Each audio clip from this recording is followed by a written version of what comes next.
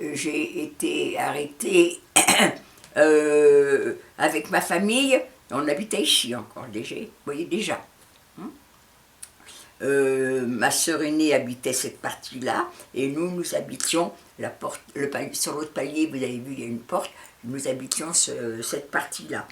Et puis, les Allemands sont vainqueurs, les lois anti-juives et choses comme ça. Ma sœur aînée et son mari, qui habitaient là, étaient très engagés politiquement, et alors que mon père n'avait pas du tout envie de quitter Paris, il était d'accord pour accepter toutes les lois anti-juives et qui étaient promulguées, mais il voulait rester à Paris. Et il était français, lui, il pensait qu'il risquait rien. Et donc, on était tous d'accord. Et puis seulement en 1942, eh bien, il y a un monsieur de la préfecture qui est venu nous prévenir. On était dénoncés. On l'a dénoncé comme communiste. Et c'est vrai que ma sœur aînée recevait, il y avait une petite pièce à côté, vous voyez, souvent, elle nous disait, oh, c'est des amis, mais vraiment, elle en avait vraiment beaucoup. Et je suppose que dans l'immeuble, quelqu'un s'en est aperçu, ce que je sais. En tous les cas, on a été dénoncés. Ce monsieur, vous voyez, les biens, et il y a les deux dans un peuple. Hein. Eh bien, il y en a un qui nous a dénoncés, puis il y en a un autre qui est venu nous prévenir. Et il a dit, juif et communiste, moi je vous conseille de quitter Paris si vous pouvez. On a trouvé des faux papiers pour aller en zone libre, on ne pouvait pas passer avec nos cartes d'identité qui étaient tamponnées juives. Hein.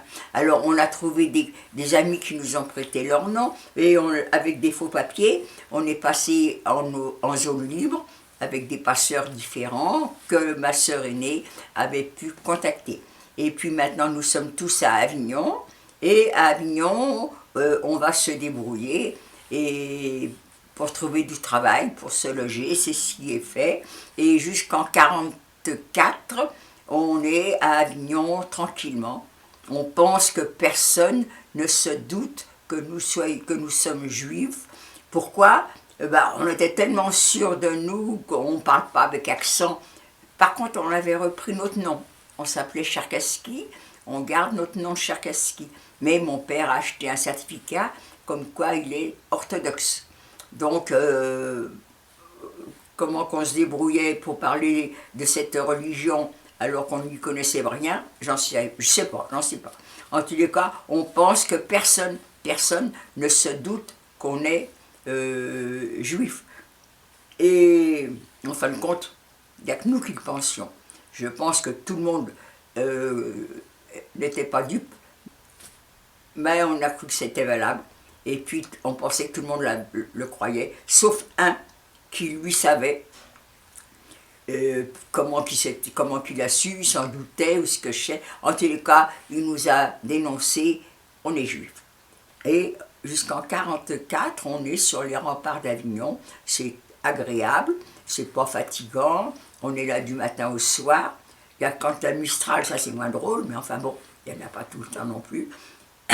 Jusque ce 13 mars, où je rentre à la maison pour déjeuner, et voilà que j'ouvre la porte, et mon père fait face à, moi je les vois de dos, des messieurs habillés en cuir, chapeau, je connais, c'est l'uniforme de la Gestapo, ça. Mais qu'est-ce qu'ils font là? Et mon père est un peu décomposé, mais je ne réalise pas. Et c'est ces messieurs qui comprennent mon interrogation et qui me disent « on vient chercher les juifs ». Mais on n'est pas juifs, on est orthodoxe. Quand nous, on a été arrêtés avec deux de mes sœurs, on a été arrêtés à Angoulême, alors qu'on avait rendez-vous avec notre passeur, on ne l'a jamais vu, on avait rendez-vous avec lui au buffet de la gare d'Angoulême, on est arrivé, il y avait du monde dans le buffet de la gare, elle a tout de suite été cernée, et on a tous été emmenés en prison à Angoulême pour vérification de papier. Alors, est-ce qu'il a été dénoncé? Est-ce que c'est lui qui a dénoncé ses clients? Ça peut se faire aussi. En attendant, il ne faut pas salir non plus sa mémoire à ce pauvre type.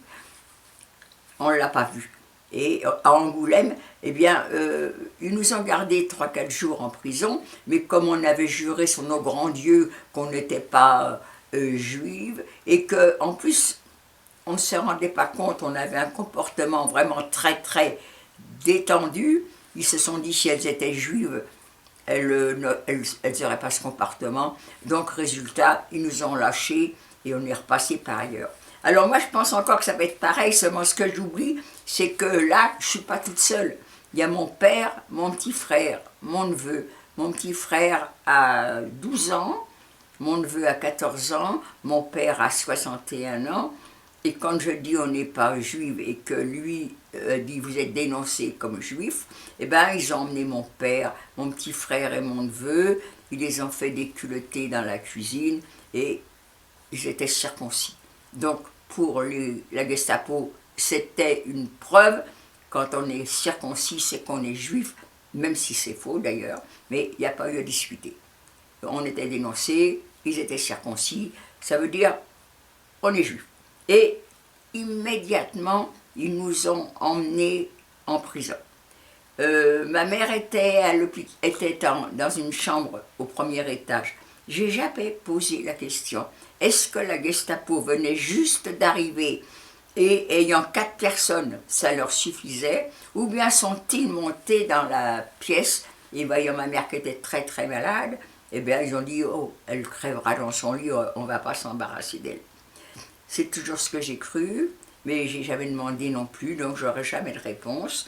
Et nous, on est en prison, on va y dormir une nuit, et puis le lendemain, il y a un autocar qui est là, qui nous attend. Il est plein de prisonniers, de gens qui ont été arrêtés, des juifs. Il y a des juifs résistants, il y a des juifs qui ont été pris dans une rafle, et il y a des juifs comme nous qui ont été dénoncés. Et on nous amène à la prison des Baumettes. Alors on y est donc depuis le 15 mars, on est à la prison des Baumettes. Le 30 mars, on quitte la prison des Baumettes de Marseille pour aller à Paris. Parce qu'on sait que tous les juifs qui sont arrêtés en France vont à Drancy. Moi, vraiment, je croyais ce qu'on nous disait. On va dans un camp de travail. Et j'avais pas peur. Un camp de travail, je voyais comme travaux les plus durs, moi c'était les champs ou l'usine. Ça, c'est peut-être des travaux durs. Et je suis costaud, j'ai 19 ans, je peux faire tous ces boulots-là. Et j'ai un neveu, mon neveu a 14 ans. Et 14 ans, vous avez sa photo, vous l'avez vu là. Eh bien, 14 ans, et il est costaud aussi, il paraît facilement qu'à 16 ans. Je le vois travailler avec moi dans les champs ou en usine. Mais j'étais complètement idiote hein, de penser des choses comme ça. De croire plutôt à ce qu'il nous disait le camp de travail, alors que dans ce camp de Drancy, dans la cour de Drancy, mais il y avait des personnes très âgées, il y avait des personnes handicapées, il y avait des mutilés de guerre, une jambe en moins, un bras en moins, qui se promenaient dans la cour. Mais et les enfants, mais ça aurait dû me mettre la puce à l'oreille. C'est pas possible. Tous ces gens-là, ils vont pas les emmener travailler. Et mon père ne m'a jamais dit, mais Ginette, descends sur terre. Regarde cette belle dame, tu crois qu'ils vont l'emmener dans un camp de travail? Regarde celui-là, regarde celle-ci, regarde le petit. Il va aller dans un camp de travail, lui? Non, il y a quelque chose de louche. Ben, jamais, il me l'a dit, et jamais je n'ai eu peur. Et dans le wagon, quand on a été emmené dans le wagon, j'avais pas peur non plus. C'était inconfortable, je ne me posais même pas de questions. Je pensais que c'était la méchanceté, ça, de nous faire souffrir moralement. Voilà.